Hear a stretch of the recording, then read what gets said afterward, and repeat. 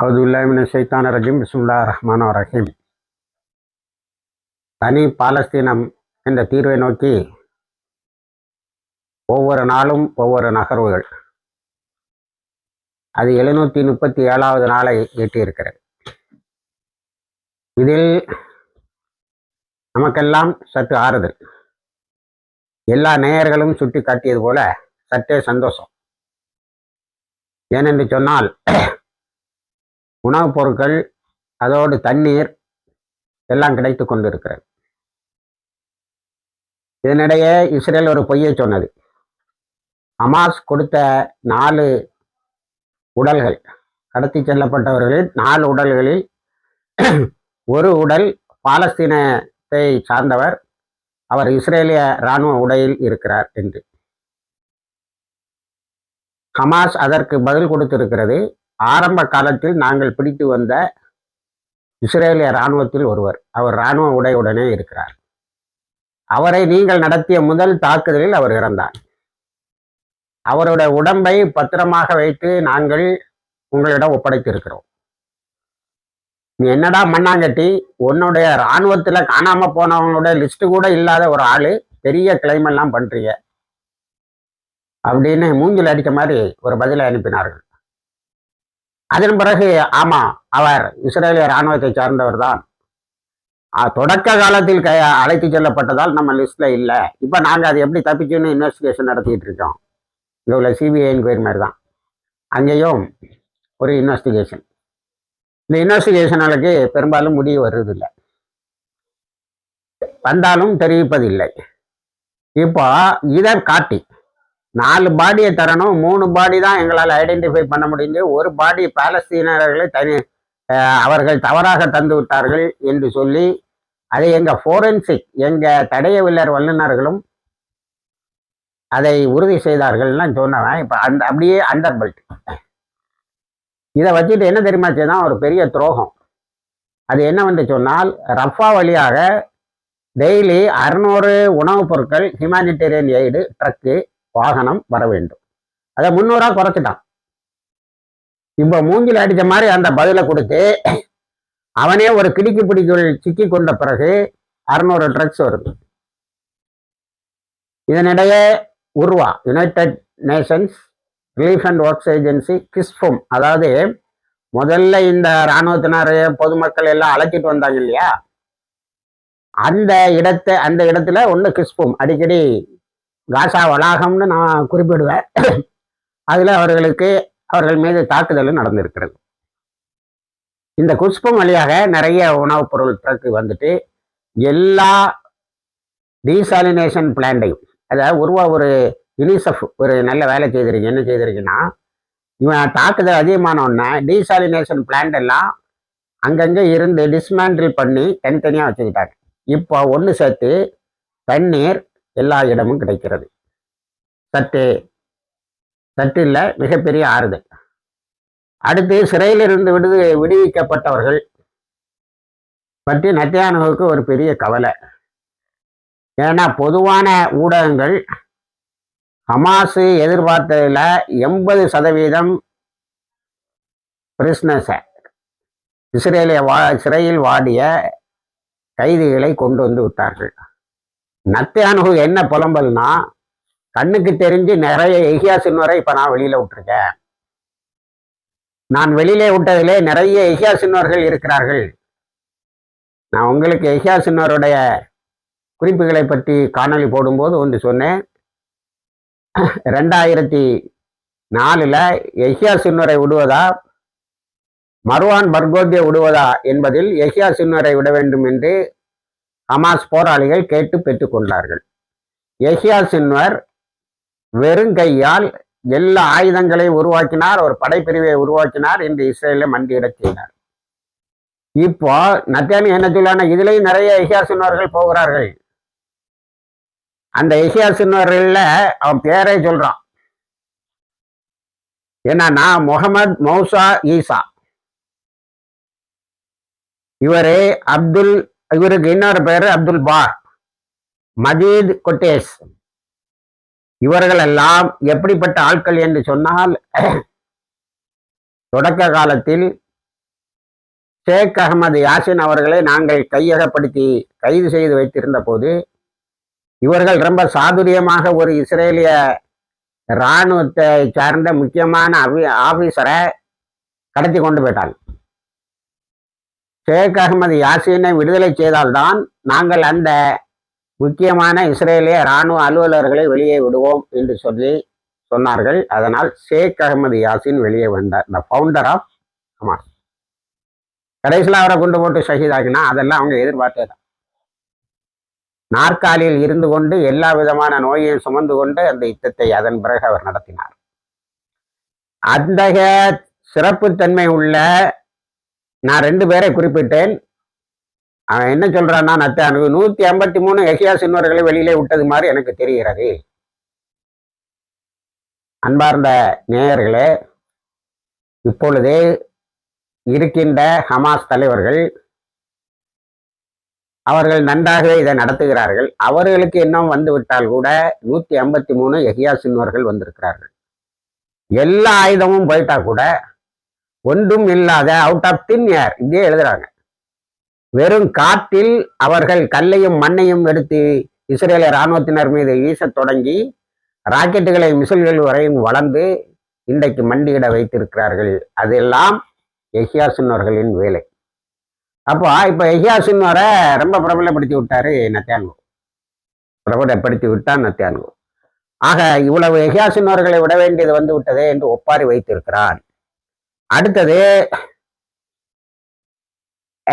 நமது ஹமாஸ் போராளிகள்,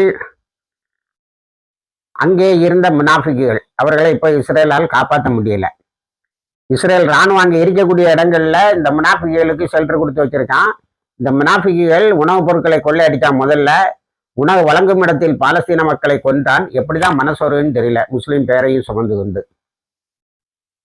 தண்ணி வாங்குற இடத்தில் குழந்தைகளை கொண்டார்கள். அவ்வளவரையும் பிடிச்சி 7 பேரை நடு ரோட்ல விட்டு எக்ஸிக்யூட் பண்ணி அவர்களுக்கு மரண தண்டனை வழங்கி காட்டி விட்டார்கள். மீதி உள்ளவெல்லாம் அரண்டு போய் வந்து விழுந்துட்டான். இப்போ இதுக்கு ட்ரம்ப் வக்காலத்து வாங்குறார். எப்பா நீங்க இந்த கொராபரேட்டர்ஸ் அப்படியெல்லாம் கொலை செய்யாதீங்க, நான் உங்கள்ட்ட ஆர்ம்ஸ் வச்சுக்கலான்னு சொன்னது இவங்களோட சண்டை போடதான், ஆனா அவங்கள விட்டுருங்க, அதையும் செய்திருக்கிறார்கள்.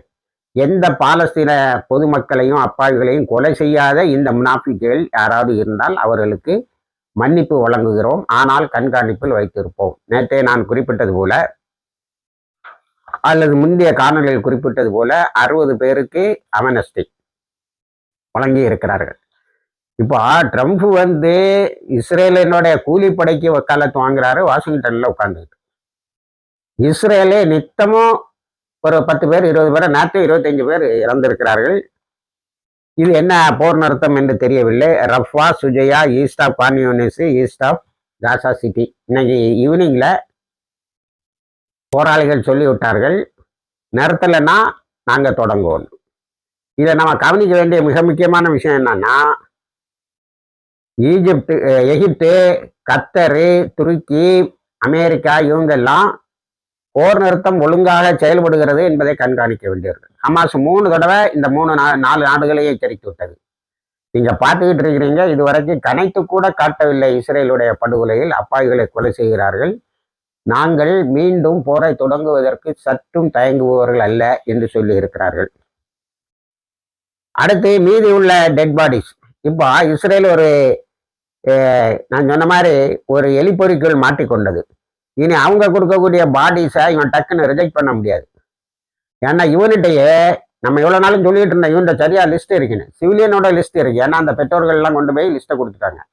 இவன்கிட்ட இருந்து பிடிச்சிட்டு போன இராணுவத்தை இவன் கவலையே படுறது இல்லை. அந்த இராணுவத்தின் குடும்பங்கள் வீதிக்கு போராடுகிறார்கள். அடுத்தது ரஃபா கிராசிங் இப்போ ஓப்பன் ஆயிட்டு, அடுத்தது வாட்டர் பாடிஸ் கிளீனா தண்ணியை கொடுத்துக்கிட்டு இருக்கு. வெஸ்ட் பேங்க்ல யுத்தம் தொடங்கி இருக்கிறது. மேக்கரையில் யுத்தம் எப்படி தொடங்கி இருக்கிறது என்று சொன்னால், ஜெனின் பட்டாலியன், அல் குட்ஸோட ஜெனின் பட்டாலியன் நேற்று இஸ்ரேலிய இராணுவத்தினுடைய 2 APC ஆர்ம்டு பர்சனல் கேரியரை அடித்து விரட்டி இருக்காங்க. வந்தேரிகள் வந்தவர்களையும் அடித்து விரட்டி இருக்கிறார்கள். அங்கு ஒரு யுத்த சூழல் நிலவுகிறது. இதே போல ஒரு எக்ரிமெண்ட் வந்துதான் நிற்குமா என்னான்னு தெரியல. அடுத்தது இஸ்ரேலிய ஊடகங்கள் எல்லாம் இஸ்ரேலுக்கு ஏற்பட்ட மிகப்பெரியதொரு இழப்பு. ஜூன் 13ஆம் தேதி இந்த வருடம் ஜூன் 13ஆம் தேதி இஸ்ரேலுக்கும் இஸ்ரேல் ஈரானை போய் சீண்டியது. ஈரான் எடுத்த எடுப்பிலே ஒரு தாக்குதலை நடத்தி இருக்கிறது. அது எங்கே என்று சொன்னால் டெல் அவிவ் சிட்டியில மக்களுடைய ரெசிடென்சியல் ஏரியா என்று சொல்லக்கூடிய மக்கள் வதியும் இடங்களின் கீழே 6000 ஸ்கொயர் ஃபீட்ல ஒரு இராணுவ தளத்தை வைத்திருக்கிறார். அதற்கு பேர் யூனிட் 81. அதற்கு இன்னொரு பேர் சீக்ரெட் பிட். அதற்கு இன்னொரு பேர் சியோனிஸ்ட் ஃபோர்ட்ரஸ். அதாவது எல்லா இடமும் அழிஞ்சு போனா சியோனிஸ்டுகள் இந்த இராணுவ தளத்தில் பதுங்கிக் கொள்வார்களாம். அப்போ சிவிலியன் வாழக்கூடிய இடத்துல கீழே கன்ஜஸ்டடான ஏரியா கீழே இப்படி ஒரு இராணுவ தளம் இருந்ததை கண்டுபிடித்து 13-14 ஈரான் தாக்கி விட்டது. அது முட்டாக அழிந்திருக்கிறது. நிறைய பேர் இறந்திருக்கிறார்கள். இப்போ வெல்லவும் முடியல, முழுங்கவும் முடியல. ஈரான் அப்பாவிகளை கொண்டு விட்டது என்று சொல்ல முடியாது. ஏனென்றால் அதுக்கு கீழே மிலிட்டரி பேஸ் இருக்கிறத அதை அழகா எக்ஸ்போஸ் பண்ணி விட்டுடுது. இப்போ இஸ்ரேல் என்ன வேணாலும் பீத்திக்கிடலாம். ஆனால்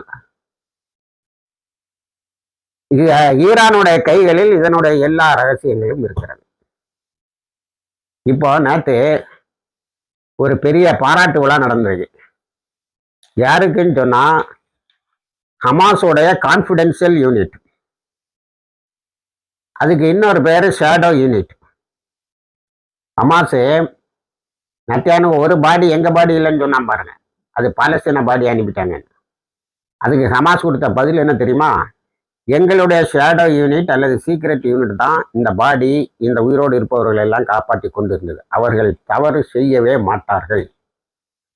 நீ யுத்தத்தை நடத்தி 24 மணி நேரத்துல எங்களால எல்லா பாடியும் உயிரோடு இருப்பவர்களையும் கொண்டு வர முடியுது. நீ 733 நாட்களாக தொடர்ந்து குண்டு போட்டு என்ன தடம் பண்ணாங்கிட்டு சாதிக்க கண்டுபிடிக்க முடிஞ்சா எங்க வச்சிருந்தானே?